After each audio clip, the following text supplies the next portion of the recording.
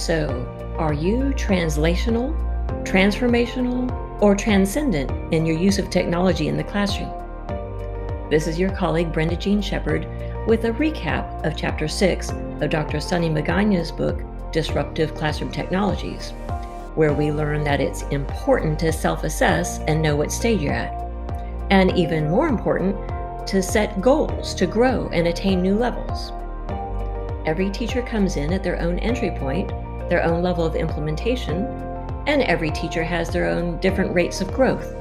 But the critical thing is that growth is happening, that progress is being made. And the best way to determine where you're at to measure your progress towards your goals is to have clear, precise, objective, and measurable criteria. In Chapter 6 of Disruptive Classroom Technologies, we are given these exact criteria, so we don't have to reinvent the wheel. I will summarize them for you now.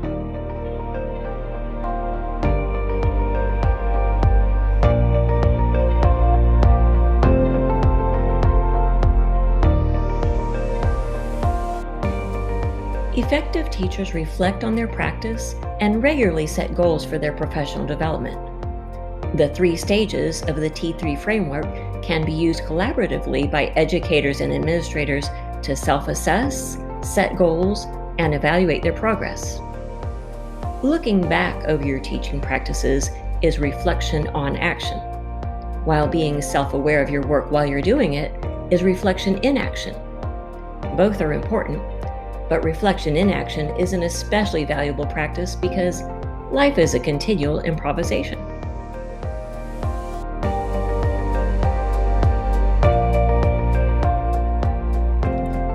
Having a simple but clearly defined proficiency scale of beginning or emergent skills, developing or adaptive skills, and mastering or agile skill levels makes self-assessment objectively measurable.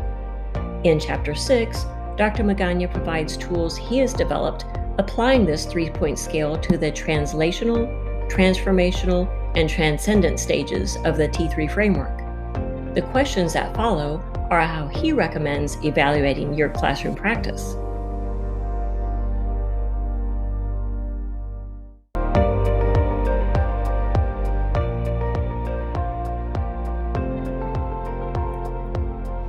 For the automation phase of T1.1, the teacher asks themselves, what do I do or have students do to use digital tools to automate teaching and learning tasks to increase efficiency, productivity, and reduce errors?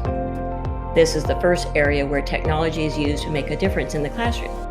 Teachers at the beginning of the T3 spectrum start out here. For the consumption phase, T1.2, you ask yourself, what do I do or have students do to use digital tools to consume or absorb instructional and learning information and media to increase access, efficiency, and proficiency? At this stage, students may be using online resources to learn material, but have not yet moved on to creating their own digital media.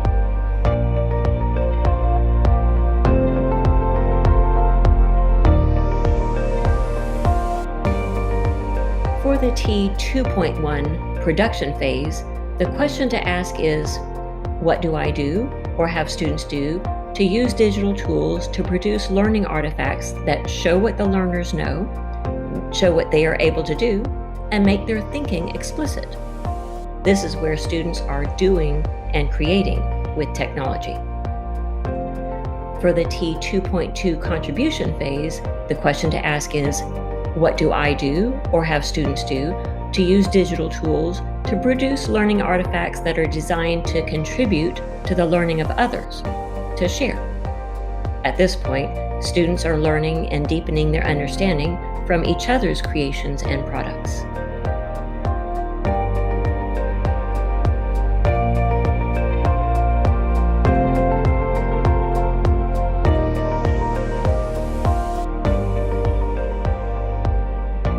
Teachers in the T3.1 phase inquiry design can ask, what do I do or have students do to use digital tools to press an original line of inquiry to resolve a wicked problem that matters to them? A wicked problem is how Dr. Magana describes a real-world issue requiring a real and challenging solution.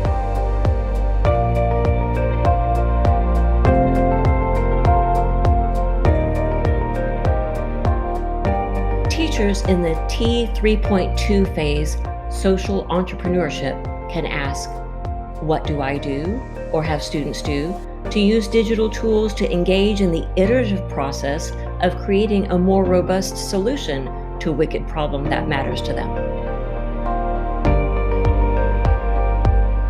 As you can see, there's a scale of complexity on the part of both teachers and students that climaxes with really challenging problem solving involving effective uses of technology. By asking themselves these probing questions, educators in pursuit of disruptive technology can self-assess and pinpoint where they are along the path to mastery, regardless of their entry point, and then focus on developing professional growth goals. As with all goals, these should be precise, measurable, and actionable.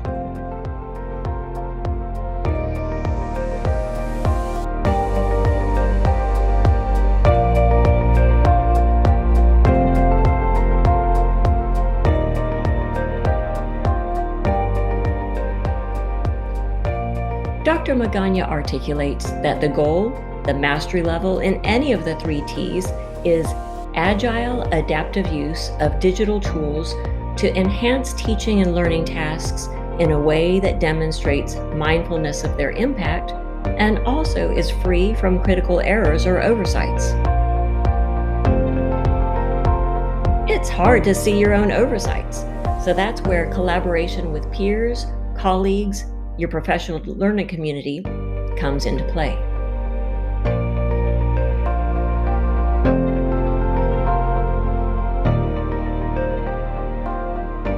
In order for the T3 framework to bring about improved instructional practices and student growth gains, teachers need to participate in professional development, and their learning experiences need to be supported with appropriate collaboration and coaching. Education does not happen in a vacuum. No teacher should be an island.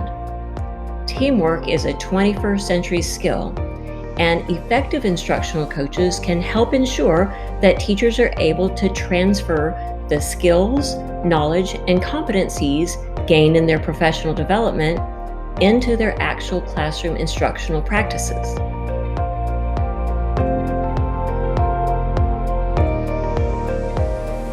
Dr. Magana says on page 106 that the impact of an instructional coach on knowledge transfer is so powerful that classroom coaching should be considered a necessary complement to teacher professional development focused on implementing the T3 framework. And studies show that in-class coaching added to initial training experiences leads to dramatic increases in new skills actually being applied in the instructional setting.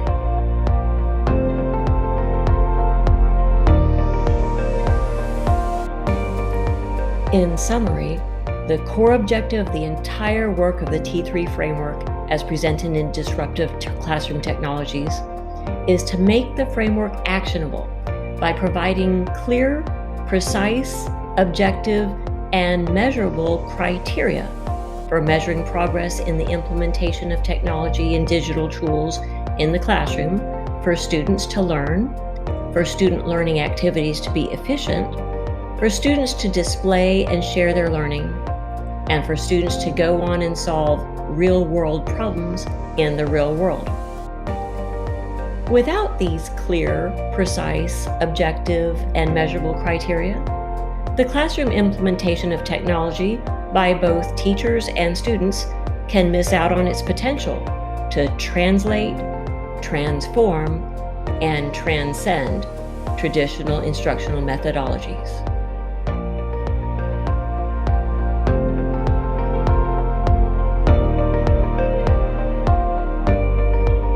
If you have enjoyed this summary of Chapter 6, you now have a handle on the essence of the book.